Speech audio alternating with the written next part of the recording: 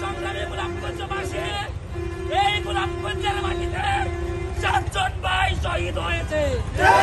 আমরা এই ফ্যাসিস্ট সরকারকে আমাদের জীবনের মূল্যে রক্তক্ষয়ী সংঘর্ষের মধ্য দিয়ে বিদায় করেছি। কেউ যদি নতুন ভাবে তাদেরকে এই দেশে আনতে চায়, আমরা তাদেরকে ছাত্র জনতা বয়কট করব।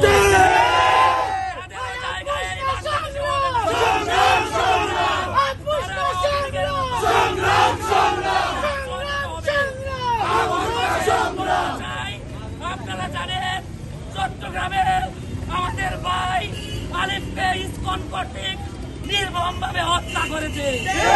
তারা এটা দিয়ে কি বোঝাতে চায়? তারা জানে না এই উপমহাদেশে মুসলমানরা 700 বছর শাসন ক্ষমতায় ছিল। তারা জানে না এই শাহজালালের মাটিতে আজানের গলিতে গৌর গোবিন্দের সেই প্রাসাদ ব্যাংকে চুরমার।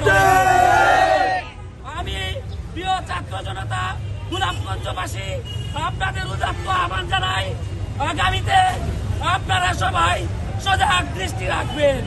কেউ যদি দেশকে অস্থিতিশীল কিংবা দেশের বিরুদ্ধে ষড়যন্ত্র করতে চায়, আমরা অতীতে যেভাবে ঐক্যবদ্ধভাবে তাদেরকে প্রতিহত করেছি, ভবিষ্যতেও তারা এরকম কিছু করতে চাইলে আমরা তাদের প্রতিহত করব।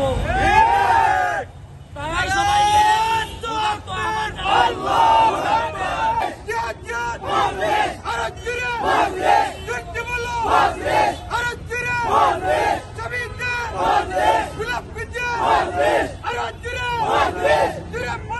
Arad